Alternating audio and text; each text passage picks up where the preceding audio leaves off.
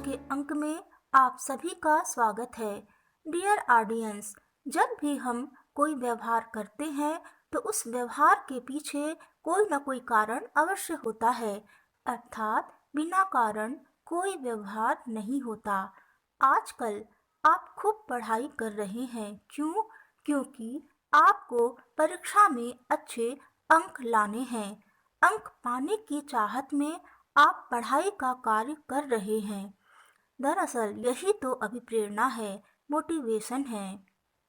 अब इसके अर्थ और स्वरूप को विस्तार से समझने की कोशिश करते हैं। अभिप्रेरणा शब्द की उत्पत्ति लैटिन भाषा के मोवियर शब्द से मानी जाती है। इसका अर्थ होता है सक्रिय करना। इसी के आधार पर आगे चलकर अभिप्रेरणा को परिभाषित किया गया है। अभिप्रेरणा का आशय ऐसी आंतरिक प्रक्रियाओं से है जो व्यवहार को सक्रिय, निर्देशित एवं बनाए रखती है। कून एवं मिटरर के अनुसार प्राणी के भीतर घटित होने वाली वह क्रिया प्रणाली जो व्यवहार उत्पन्न करता है, उसे बनाए रखता है तथा दिशा प्रदान करता है, उसे अभिप्रेरणा कहते हैं। अब हम देखते हैं अभिप्रेरित व्यवहार की क्या क्या विशेषताएं होती हैं। अभिप्रेरणा व्यवहार को दिशा प्रदान करता है। अभिप्रेरणा लक्ष्य की दिशा में व्यवहार को सक्रिय करता है। अभिप्रेरणा द्वंद्वों का समाधान करता है। अभिप्रेरणा व्यवहार में स्वशोधन करता है।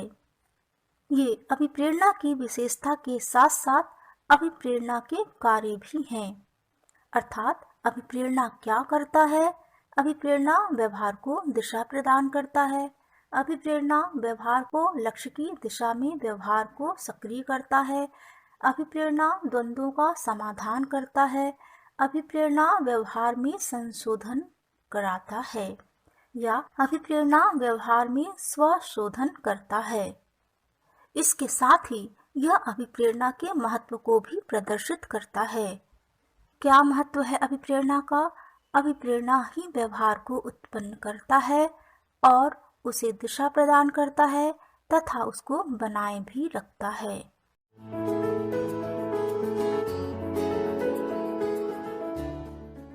हम अभिप्रेरित कैसे होते हैं? दरअसल इसकी एक पूरी प्रक्रिया है जिसे साइकिल बिहेवियर या चक्रीय व्यवहार कहते हैं।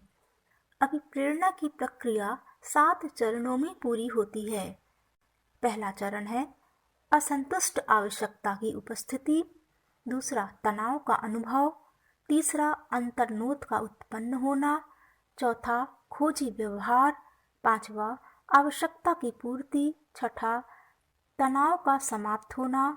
सातवां, साम्यावस्था की स्थापना। अब इन 7 स्टेप्स पर थोड़ी चर्चा करते हैं। सबसे पहले आवश्यकता उत्पन्न होती है। किसी चीज की कमी से ही आवश्यकता उत्पन्न होगी। आवश्यकता की पूर्ति कैसे हो? इसके लिए तनाव का अनुभव होगा। तनाव से ही प्राणी के अंदर अंतर्नोद की उत्पत्ति होगी। अंतर्नोद एक शक्तिशाली उद्दीपक है जो क्रिया को उत्पन्न कराता है। यह अभिप्रेरणा का आंतरिक कारण होता है। उसके बाद खोजी व्यवहार। हमारी आवश्यकता कहाँ से पूरी होगी? खोजबीन करना शुरू करते हैं। भूख लगी है, भोजन कहाँ से मिलेगा? चलो किचन में चलकर देखते हैं। किचन में नहीं मिला, शायद फ्रिज में मिल जाए या कहीं और मिल जाए। खोजबीन से जरूरत की चीजें मिल जाती हैं, आवश्यकता पूरी हो जाती है। जैसे ही आवश्यकता पूरा होगा, तनाव भी कम हो जाएगा। तनाव कम होते ही शरीर में संतुलन स्थापित हो जाता है, जिसे साम्यावस्था कहते हैं। दरअसल अंतर्नोद की अवधारणा साम्यावस्था पर ही आधारित होती है। कैनन ने इसका सर्वप्रथम प्रयोग किया था। अभिप्रेरणा के अर्थ और स्वरूप को जानने के बाद अब अभिप्रेरणा के प्रकार की चर्चा करते हैं। मोटे तौर पर अभिप्रेरणा के 3 प्रकार हैं: जैविक अभिप्रेरणा, मनोवैज्ञानिक अभिप्रेरणा और सामाजिक अभिप्रेरणा। अब जैविक अभिप्रेरणा को समझते हैं। जैविक अभिप्रेरणा को जन्मजात अभिप्रेरणा भी कहा जाता है। इसका संबंध शारीरिक अवस्थाओं से होता है। जन्म लेते ही शारीरिक आवश्यकताएं शुरू हो जाती हैं। इसके अंतर्गत 3 प्रकार के अंतर्नोद को शामिल किया गया है: भूख अंतर्नोद, प्यास अंतर्नोद और लैंगिक अंतर्नोद। भूख अंतर्नोद क्या है? भोजन की कमी से आमाशय में संकुचन प्रारंभ होता है, जिसे भूख कहते हैं। प्यास क्या है? शरीर को उचित मात्रा में पानी की आवश्यकता होती है। पानी की कमी से गला सूखने लगता है और प्यास का अनुभव होता है। लैंगिक अंतर्नोद। लैंगिक अंतर्नोद का व्यक्ति के व्यवहार पर प्रभाव पड़ता है। जनन ग्रंथि से निकलने वाले हार्मोन से लैंगिक अभिप्रेरणा होती है।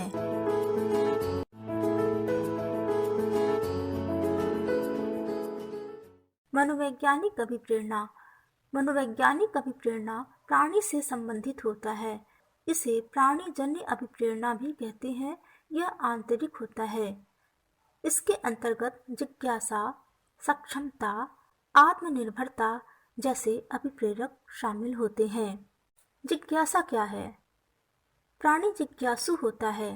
जिज्ञासा यानी जानने की इच्छा। सक्षमता, कार्य को प्रभावशाली ढंग से करना।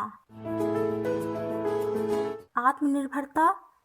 आत्मनिर्भरता या स्वावलंबन का अर्थ होता है किसी कार्य को अपने आप करने की इच्छा। बच्चों में यह बहुत अधिक देखा जाता है। बच्चे हर काम अपने आप करना चाहते हैं।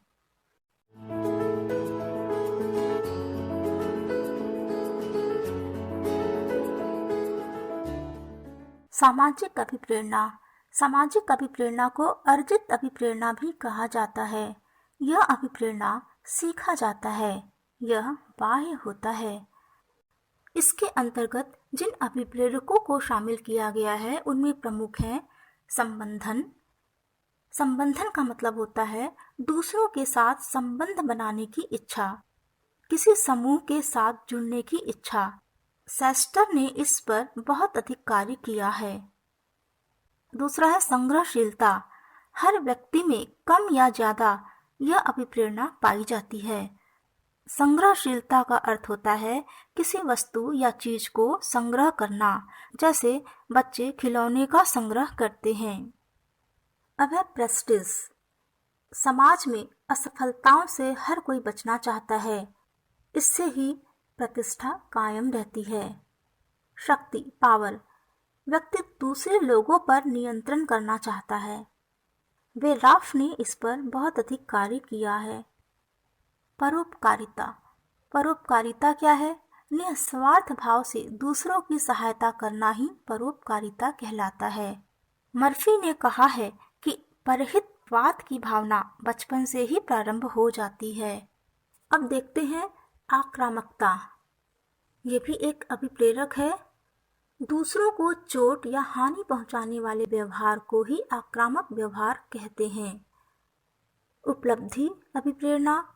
सफलता प्राप्त करने की इच्छा ही उपलब्धि अभिप्रेरणा कहलाती है। मैक्लीलैंड ने इस पर अध्ययन किया है। अनुमोदन। व्यक्ति को सामाजिक सीमा में रहकर कार्य करने से ही स्वीकृति मिलती है। हम जो भी कार्य करते हैं चाहते हैं कि दूसरे उसमें अपनी सहमति दे। इस पर क्राउनी एवं मार्लो ने अध्ययन किया था। अभी हमने अभिप्रेरणा के प्रमुख प्रकारों की चर्चा की है।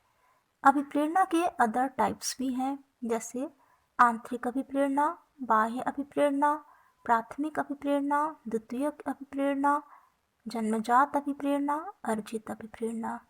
ये क्लासिफिकेशन अभिप्रेरणा के पूर्व चर्चित प्रकार जैविक अभिप्रेरणा, मनोवैज्ञानिक अभिप्रेरणा, सामाजिक अभिप्रेरणा से ही संबंधित है।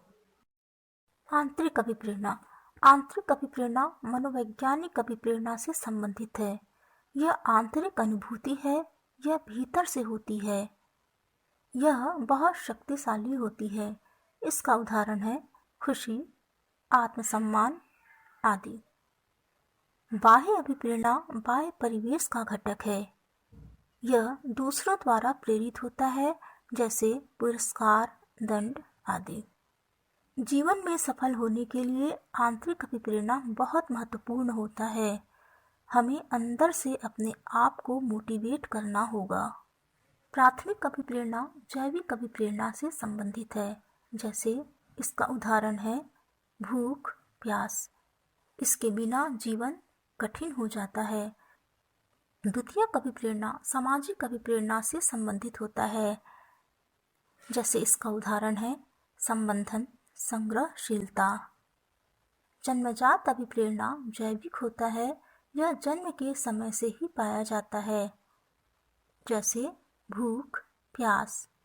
अर्जित अभिप्रेरणा सामाजिक होता है, इसका विकास धीरे धीरे होता है, जैसे संबंधन, संग्रहशीलता। अब तक हमने सीखा अभिप्रेरणा क्या है, अभिप्रेरणा की प्रक्रिया कैसे होती है तथा अभिप्रेरणा के प्रमुख प्रकार कौन कौन से हैं। अब तक आपने क्या सीखा? टेस्ट लेते हैं। स्क्रीन पर प्रश्न दिया हुआ है, सभी प्रश्नों के उत्तर 1 या 2 वाक्यों में देवें। प्रश्न पढ़ें और उत्तर जोर जोर से बोल कर देवें, इतना जोर से कि आपकी आवाज़ हम तक पहुंच जाए। उदाहरण के तौर पर, अभिप्रेरणा कितने प्रकार का होता है? उत्तर: अभिप्रेरणा 3 प्रकार का होता है, जैविक अभिप्रेरणा, मनोवैज्ञानिक अभिप्रेरणा और सामाजिक अभिप्रेरणा। जैविक अभिप्रेरणा का उदाहरण दीजिए। जैविक अभिप्रेरणा का उदाहरण है भूख, प्यास आदि।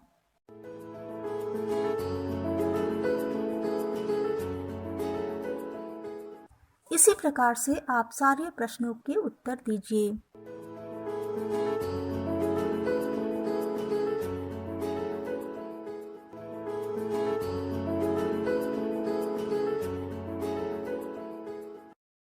अब आपको अपने आप से मोटिवेट होना है और जीवन में आगे बढ़ना है।